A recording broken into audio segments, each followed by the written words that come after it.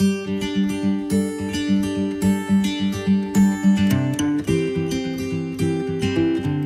Morning students. कक्षा 9 में अध्याय 6 रेखाएं और कोण। आज इसके कुछ महत्वपूर्ण बिंदुओं पर चर्चा करेंगे, उसके बाद हम प्रश्नावली देखेंगे।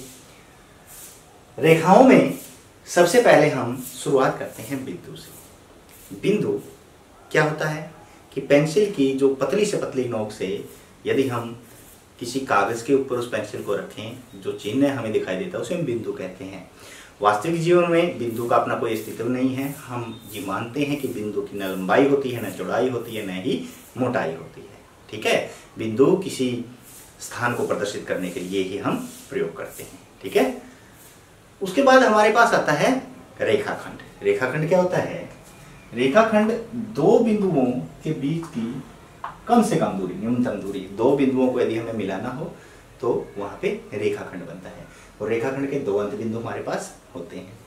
फिर किरण। किरण क्या है कि एक बिंदु से शुरू होकर किसी भी दिशा में वो अनंत रूप में जा सकती है, असीमित होती है।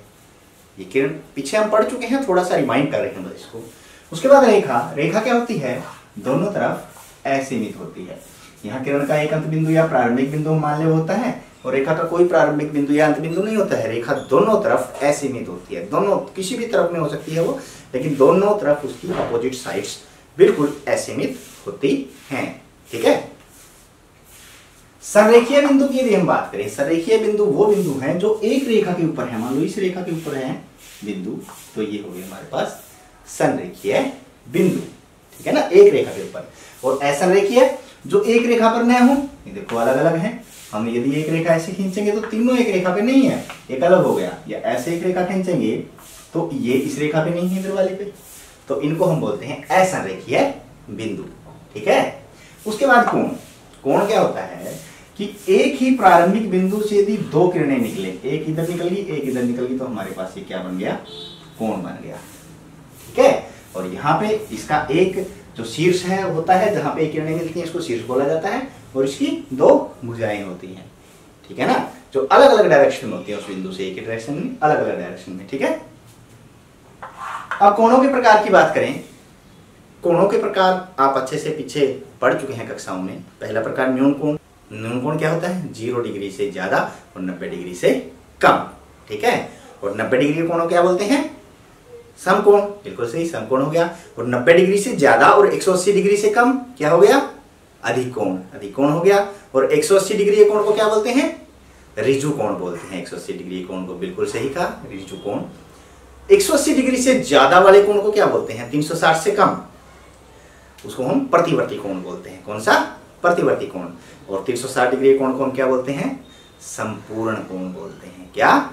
संपूर्ण कोण। पूरा कोण हो जाता है हमारे पास। और कोणों में हमारे पास एक संपूरक कोण भी आते हैं।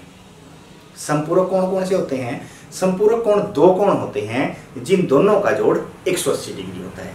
संपूरक कोण दो कोण होते हैं जिन दोनों कोणों का जोड़ 180 डिग्री होता है। और पूरक कोण बीच में आता है। पूरक कोण दो कोण होते हैं जिन दो कोणों का जोड़ 90 डिग्री होता है। पूरक का 90 डिग्री, संपूरक का 180 डिग्री। ठीक है। उसके बाद आसन कोण की बात करते हैं। आसन कोण क्या कहलाते हैं? कोण से होते हैं। आसन कोण हमारे पास एक कोण ये है और एक कोण यदि ये है, देखो आप दिखाई दे रहा है, एक कोण ये, एक कोण ये, दो कोण दिखाई दे रहे हैं। ये दोनों आसन हैं और इन्हीं से ही हम समझाएंगे आसन कोण कहते किसे हैं। आसन कोणों का शीर्ष एक होता है। ये देखिए, इस कोण का भी यही शीर्ष है और इस कोण का भी यही शीर्ष है। एक ही शीर्ष पर है दोनों कोण। उनमें एक भुजा उभयनिष्ठ होती है। उभयनिष्ठ का तो दोनों में, ये भुजा इधर कोण में भी है और इस वाले कोण में भी है, दोनों कोण में है। उभयनिष्ठ हो गई ना एक भुजा। ये इस कोण में भी हमारे पास नजर आ रही है और इस कोण में भी नजर आ रही है। ठीक है, कॉमन भुजाएं इनकी।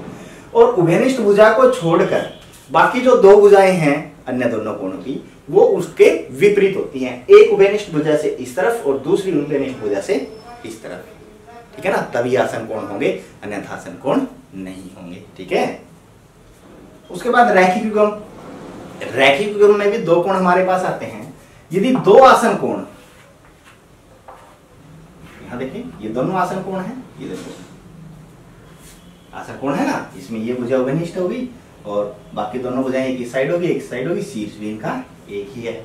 यदि दो आसन कोण एक सीधी रेखा बना लेते हैं, देखो सीधी रेखा बना रहे हैं ना, ये सीधी रेखा, और सीधी रेखा पे बना कोण कितने डिग्री का होता है? 180 डिग्री का।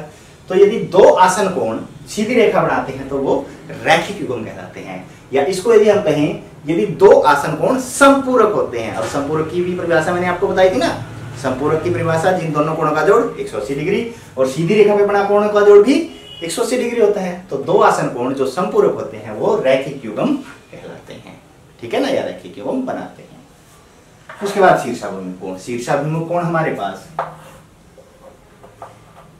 ये दो किरणें, ये दो रेखाएं आपस में मिल गई, यहाँ पे मिली आके, तो ये वाला कोण इस वाले कोण का शीर्षाभिमुख कहलाता है और इधर वाला कोण इस वाले कोण का शीर्षाभिमुख कहलाता है। अब इसमें खास बात ये होती है कि शीर्षाभिमुख कोण आपस में समान होते हैं। यदि ये 70 डिग्री है तो ये भी 70 डिग्री होगा, ये 110 डिग्री है तो ये भी 110 डिग्री होगा, ठीक है ना। अब शीर्षाभिमुख इनका नाम क्यों पड़ा, यहां से देखें, शीर्ष एक है, ये देखो एक शीर्ष है, और इनके मुंह, एक का मुंह इधर है, दूसरे का मुंह उधर है, शीर्ष से भिमुख हो रहे हैं, मुख इनके अलग अलग दूसरी तरफ है, तो इनको हम शीर्षाभिमुख कोण भी कहते हैं। और साथ में ऊर्ध्वाधर सम्मुख कोण भी इनको बोला जाता है, ठीक है ना। तो जो रेखाएं और कोण से संबंधित मुख्य बिंदुओं में हमारे पास यही चीजें लगभग आती हैं। आशा है कि ये सारी परिभाषाएं और इनसे संबंधित जो भी बिंदु थे आपको अच्छे से समझ में आ गए होंगे।